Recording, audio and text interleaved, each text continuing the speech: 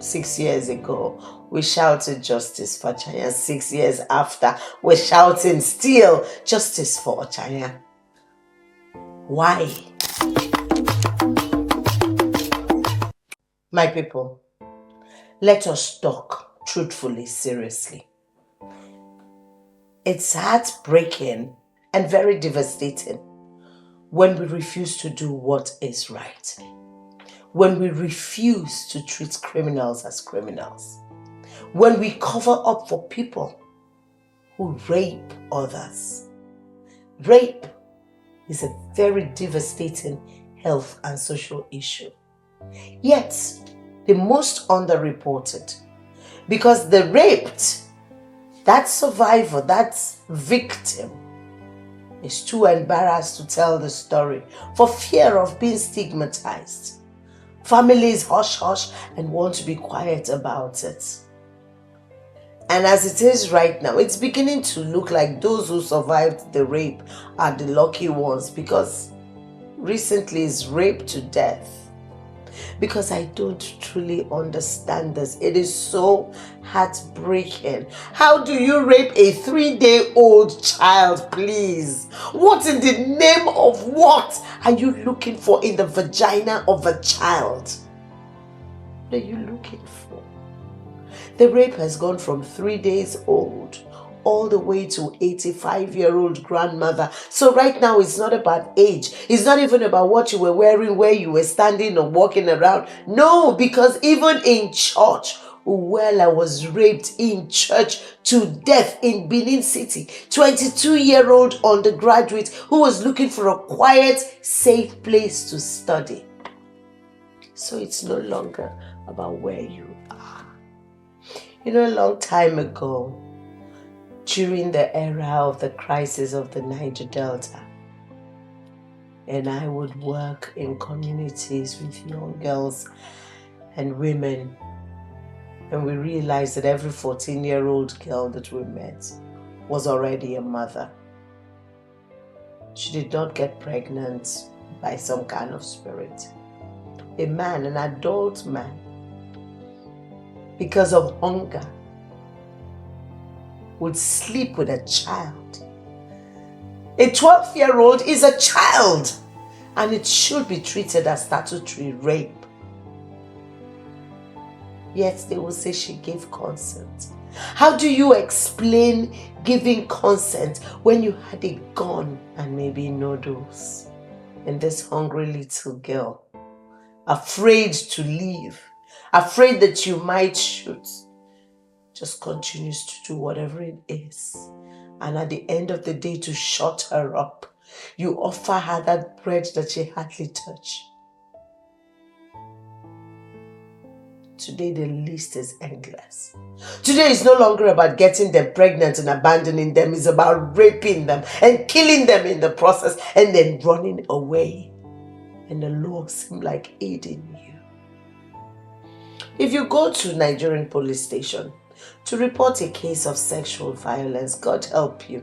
Let it not be a case between you and your boyfriend or you and your husband, because what you will hear is, it is a domestic problem. You people go and sort it out at home. And then if you are a very stubborn woman and you decide to pursue it, then your family will come with very subtle blackmail and gaslighting. Oh, so you are the one who wants to take your husband out. You are not the best though. You don't know what is happening, you know. And the courts, you have to wait years unending for justice. So where do we turn now? When we cry justice for Ochanya, we're actually saying justice for every girl that has been raped. We're all victims. Victims of our own inadequacies. Of covering up for wickedness. Guess what? Have you ever tried looking at the list of checking out the number of people who have died as a result of rape?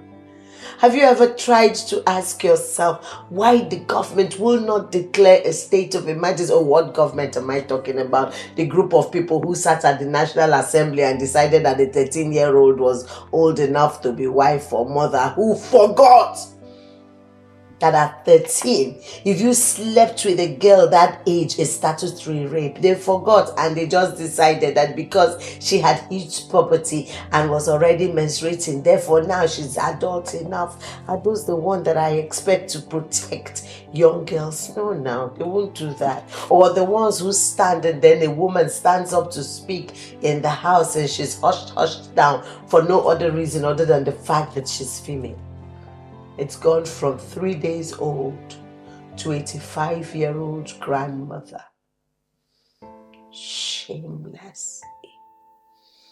Shamelessly, this social problem continues to eat deep into our system. And yet, the list that we have is so small compared to the number of people who are raped daily. The number of people who won't come out to say what has happened to them is more in number than the ones that we have. 4-year-old Hadijat Adamu, raped in Kano, and as a result dies. 6-year-old girl killed by rape in Kaduna. 11-year-old Favor Okechukwu gang raped to death in Enugu. 13-year-old girl raped to death at the timber workshop in Gwagwalada, Abuja, the federal capital of Nigeria. 9-year-old Fatima Abubakar raped just next door in Katsina. Ngozi Eze raped to death by unknown men in Enugu. 18-year-old raped and killed in Ibadan. 12-year-old sexually raped serially by 12 men and killed. And then 70-year-old and 85-year-old grandmothers raped by 25-year-old men. What exactly is wrong with our system? What has gone wrong with our society? The question that I want to ask today is, who is raising these people? These wicked men who are raping children, who raised them? What values are they working with? What are they looking for? Do we not see a problem? A vicious circle of abusers of women. And then the police will not protect people, but they will protect wicked criminals.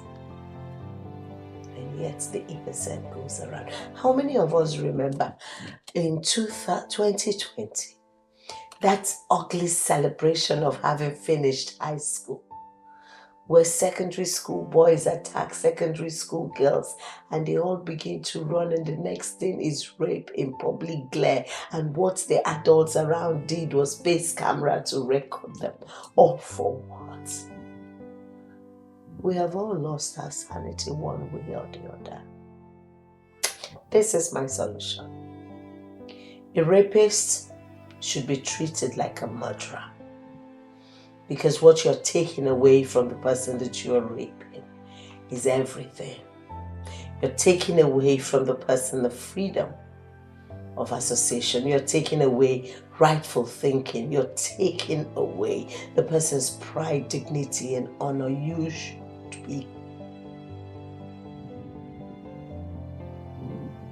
be made to face the law. We treat criminals with levity.